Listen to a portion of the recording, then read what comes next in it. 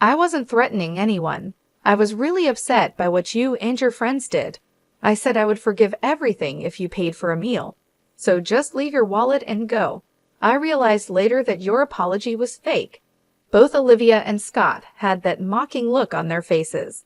They planned this from the start. We just sighed as we watched them rant. Just leave your wallet and go. You know what will happen if you talk, they said. Scott is higher up than Larry at work. I just smiled at their words. If they were going to be like that, I wasn't going to hold back. Are you sure about this? You'll regret it, I warned them. They thought I was joking and just laughed it off, saying they didn't care. I put my wallet on the table, and they thanked me mockingly, saying they'd give it to Larry later as a treat. Larry was furious, but I calmed him down and we left, ignoring them. Soon after, we took action and made sure they would regret their actions. I'm Laura. I live a peaceful life with my husband, Larry, and our son, Frank. Larry and I met in college and started talking more when we worked on group projects together. We shared hobbies and began dating soon after. We got married 5 years after graduating. A few years later, we had our son. Larry works in sales and is well respected at his company, though he had a tough start. He admires his father, who managed a company, and Larry wanted to follow in his footsteps in sales. I still get tough feedback, but I want to be like my dad. When Frank was born, my in-laws really helped us out. My mother-in-law went to cooking school and now works as a hostess at a famous restaurant. Her husband works with her, handling the business side. Their advice is always to do your best in whatever you're doing at that moment. I've always liked design. While working in administration, I used to draw for fun. This hobby became useful as I started taking freelance web design jobs. The projects got bigger over time. Then today, Larry came to me with an idea. Hey Laura, our company needs a designer. Want to try it? I really like your designs. It'll be busy, but I'll help you. What do you think? Your designs have a special warmth, he said. At first, I was unsure, but my father-in-law, who was visiting, agreed with Larry. With their encouragement, I decided to work on a design.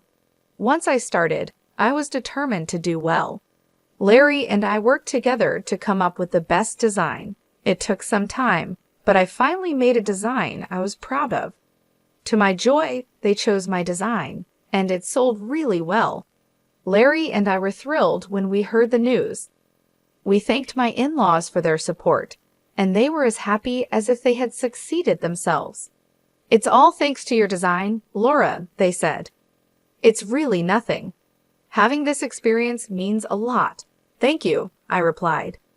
This whole experience was a big moment for me. I started spending more time on web design, which was just a side job at first. Eventually, I made as much money from designing as I did from my day job. So I quit my administrative job and now work as a freelancer. Thanks to Larry's company, I also get to design whenever they launch a new product. Our son Frank, who is now in middle school, has grown into a smart and kind boy. He loves playing soccer for his school club. Life is good, but there's one thing that bothers me. It's about Olivia, whose son Kevin is in the same soccer club as Frank. Frank and Kevin are great friends, and they even ended up in the same class this year and often spend weekends together. Frank talks about Kevin a lot. Kevin came over to our house once, and he was very polite. I was happy Frank had such a good friend. However, Olivia can be a bit too much sometimes. I first met her during the school's open house. It was obvious right away that she was Kevin's mom. Kevin, you are definitely Mama's pride and joy, she said. Mom, stop. It's embarrassing, Kevin replied. After the class, during the break, Olivia loudly exclaimed, making Kevin embarrassed. I thought she seemed like a loving mom, but that wasn't quite true. Really, Kevin is by far the best. The others just seemed to be playing around during their presentation, she said loudly.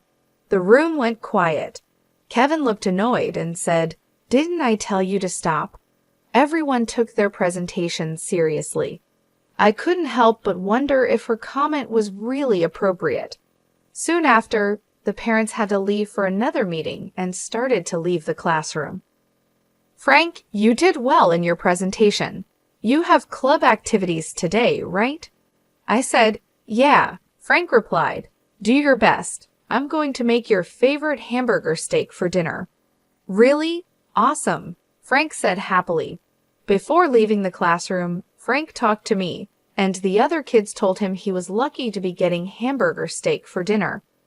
I felt relieved seeing Frank handle the situation smoothly. At the parent-teacher meeting, we could sit anywhere, so I chose a corner seat. That's when Olivia approached and started talking to me. Aren't you Frank's mother? She asked suddenly. I was surprised by her directness, but she sat down next to me anyway. I wanted to meet you. I'm Olivia, she said. I felt a bit trapped but listened to her. I wondered how she knew I was Frank's mother since we hadn't met before. Seeing my confusion, she explained, you were talking about dinner with Frank earlier, right? That's how I knew. And calling hamburger steak a treat seems so laid back. I was taken aback by her comment about our dinner choice, especially since we just met. Frank loves hamburger steak, and I don't think it's your place to comment, I replied. She seemed displeased with my response. Well, that's true. My husband works at a major company, so he doesn't quite get the ordinary tastes, she said. When she asked where my husband worked, I didn't engage further and just brushed her off. Fortunately, the meeting started and we settled down. After the meeting, she asked if I wanted to grab some coffee. I tried to decline a few times, but she insisted, saying, come on, it's just some mom friends bonding. Besides, Kevin and Frank are good friends. I felt I had little choice and agreed. We exchanged contact information and went for coffee. During coffee, she talked a lot about her wealthy life and her husband. Since then, she invited me for coffee several times a month. Although our kids got along, I wasn't too happy about it but went along. One time when I declined, she hinted, you know, my husband knows a lot of people, even Frank's club coach. It felt like a subtle threat, so I maintained the reluctant friendship with Olivia. What shocked me further was finding out that Olivia's husband worked at the same company as Larry. I nearly spit out my drink in surprise when I found out Olivia's husband worked at the same major company as Larry. She had mentioned it was a major company, but never specified which one. I hadn't thought it would be Larry's company. I learned this when Olivia came to pick up Kevin from our house today. Kevin had been over to play, and I had planned to just meet Olivia at the door, but she came inside since the kids were still there. Isn't your husband working for XYZ Corporation, Laura? She asked. I nearly choked on my tea at her question. Seeing my shocked face, Olivia seemed pleased, and I had a bad feeling about where this was headed. Why? I asked. Because I saw a business card in your room with your husband's name on it and recognized the company name, she explained. Hold on, are you saying you just went into her room? I asked, shocked. No, I didn't mean to.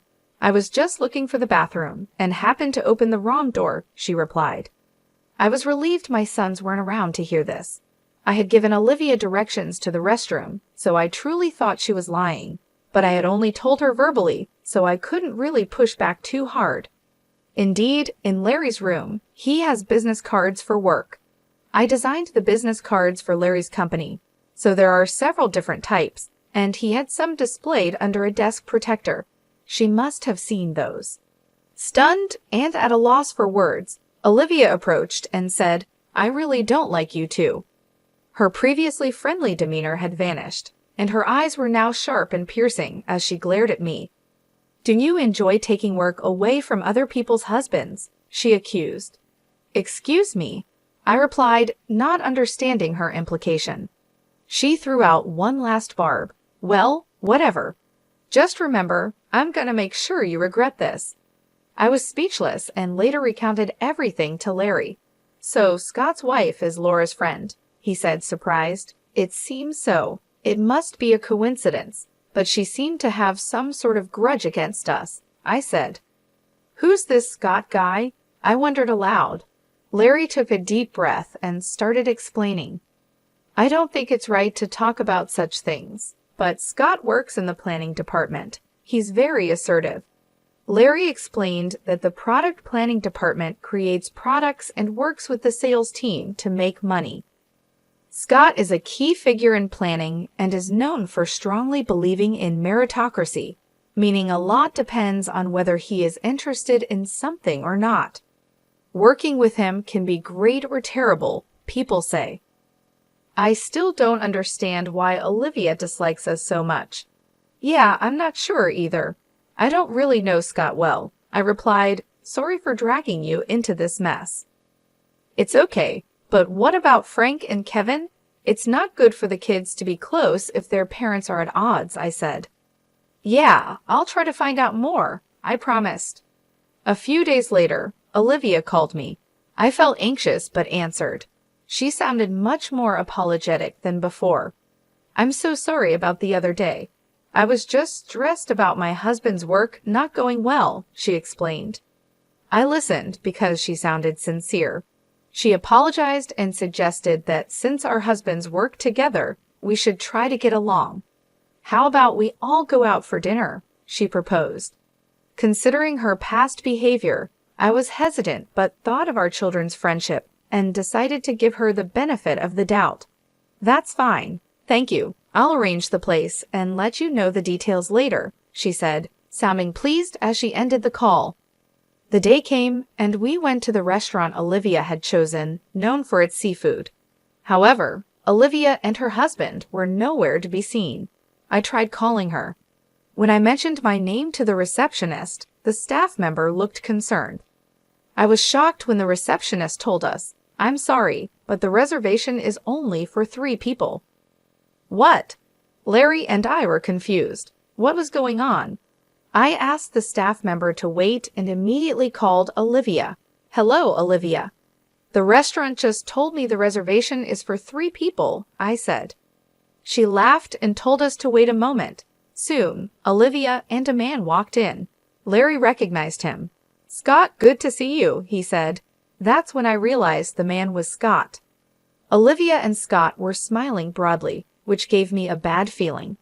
I'm sorry, I made a mistake with the reservation, Olivia said casually, which annoyed me. Then she said something even more shocking. Well, mistakes happen, but let's not waste the food, right? What are you getting at? I asked. Look, Larry, I'm soon going to be the head of the planning department. You're doing well in sales, but you're still a newbie. If you don't want things to go sour, you might want to listen to what I have to say, Scott said. Are you threatening us? I asked. It's not a threat, Olivia interjected. Laura and you have hurt me deeply. I'm offering you a way to make amends. Just leave your wallet and go. I realized then that the apology was indeed a lie. This was their intention from the start. We saw it as we watched them argue. Look, just leave your wallet and get out. By the way, you do know what will happen if you tell anyone about this, right? Scott's higher up than Larry, after all, Olivia said. At that, I couldn't help but smile. If they're playing it that way, there's no need to hold back anymore. All right, but are you guys sure about this? You're going to regret it, I said. They might have thought I was bluffing because the 3 burst into laughter. Like we care, they said. I took out my wallet and placed it on the table. Seeing that, the 3 sneered at me. We'll give Larry his wallet back later. Thanks for the treat, then, Olivia said. Larry looked furious and clenched his fists, but I calmed him down and we left the room, ignoring the 3. We quickly took action. They were the ones who were going to regret this. Yeah, can't let people who pull stunts like this go unpunished, I thought. Later, a call came in on my phone. Recognizing the number, I answered with a smile. Ah, Laura, looks like we're almost done here, I said. I handed the phone to Larry. After a quick talk, he hung up. Well, shall we go? Seems like things have heated up, Larry said, looking very upset. We went back to the restaurant Olivia had chosen. Once there, we asked a waiter to call the owner. Soon after, the landlady, who was also Larry's mom, hurried out. "Thank you for your help. I'm sorry for the trouble," I said. "It's fine. People like them need to be taught a lesson," she replied, looking as angry as Larry had been earlier. We were led to a room. As we opened the door slightly, a tense atmosphere was evident. Inside were Olivia, Scott, and some senior officials from Larry's company, including his father-in-law. Why had it come to this? The restaurant Olivia chose happened to be run by Larry's mom. We realized it as soon as Olivia told us to meet there. It was a coincidence, but since we were going there anyway, Larry decided to call his mom. It was revealed that Olivia had only booked for 3. We knew she hadn't made a reservation for 4, but played along anyway. Once we understood Olivia's intentions, we immediately reported it to Larry's mom. Being straightforward people, both Larry's mom and Larry reported it to his dad, which led to the current situation. "Scott, what's going on here?" a man asked Scott. "Well, Scott was flustered, understandably so. That man was Mr. Bryan from the planning department's top management. Next to him was someone from the sales department's upper echelon. I think my father-in-law might have called them over. He was the former CEO, so it's understandable how he'd react if he found out his family was being treated this way, especially in his wife's restaurant by employees from his time in charge. Actually, my father-in-law used to be the CEO of the company where Larry works. He's now retired and not involved in its management, but he was highly respected during his tenure. Even now, he's still in touch with company folks." After hearing the story from my mother-in-law, he immediately reached out to the company to explain the situation.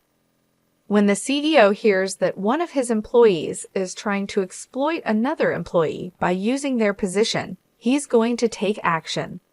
The 3 who didn't know this were surprised by the sudden appearance of the company executives at the restaurant.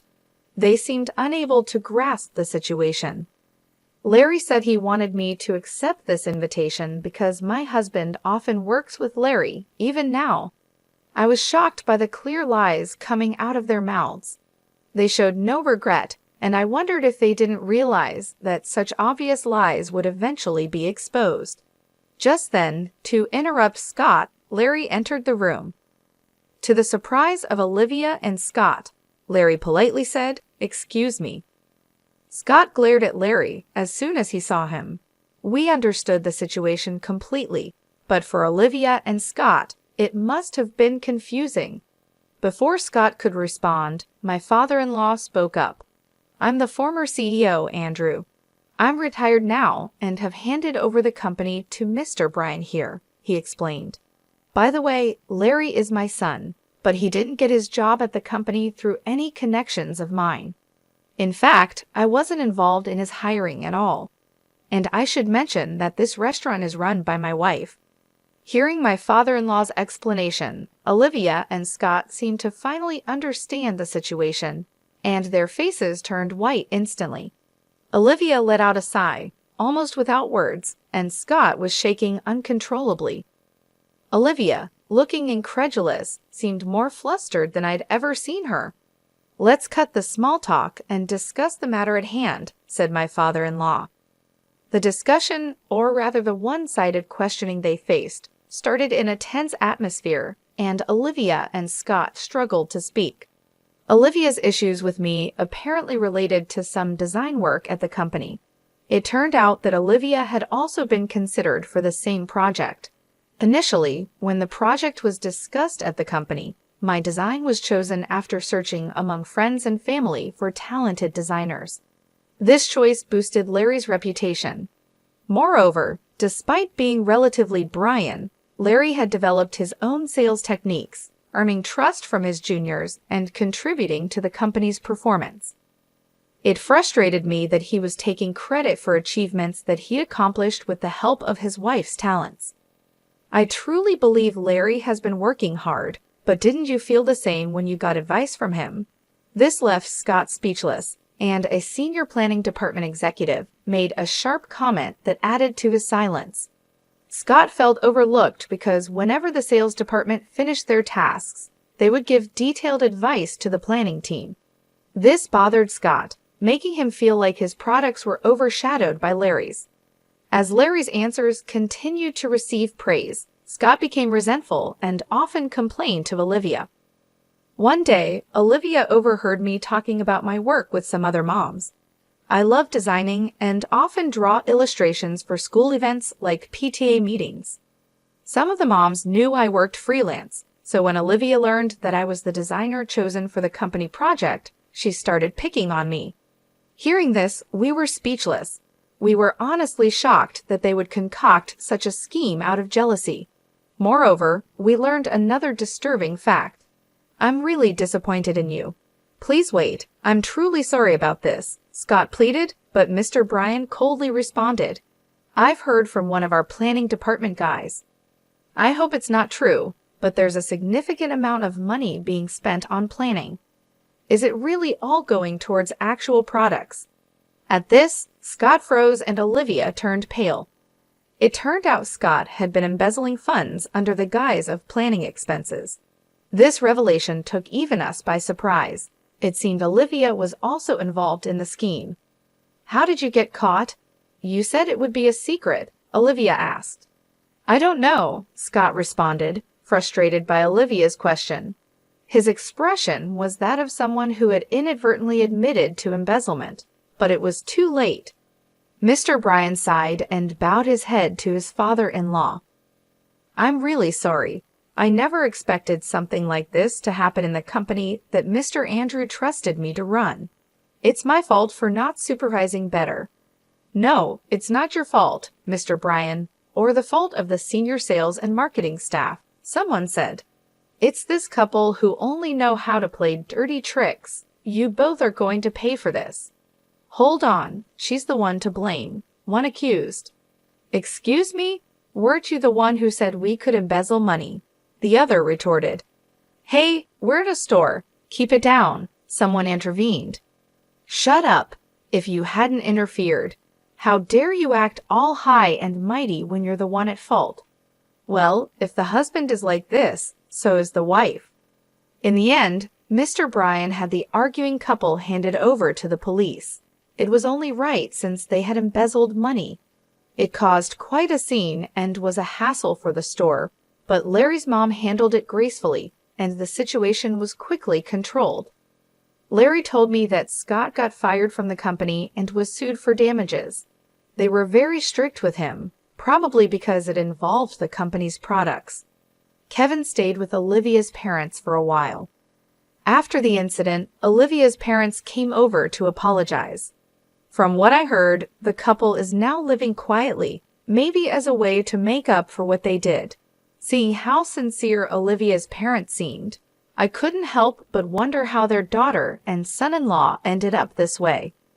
I was worried about Kevin, but the company made sure the incident stayed quiet. So thankfully, no rumors spread at school and Kevin was fine. It's unfortunate what happened to him. I talked to Frank the other day, and Kevin seems to be doing well at school. He's a good kid and everyone trusts him. Rather than being sad about his parents, he seems more upset with them. That's good to hear. I haven't seen Olivia and Scott since that incident. Kevin, however, still hangs out with Frank and even comes over to our place from time to time. Watching the three of them play so happily, I hope they never end up like their parents. By a stroke of luck, we were safe this time, but I truly believe that our daily actions attract the people and opportunities in our lives. I want to cherish my relationships with others more than ever.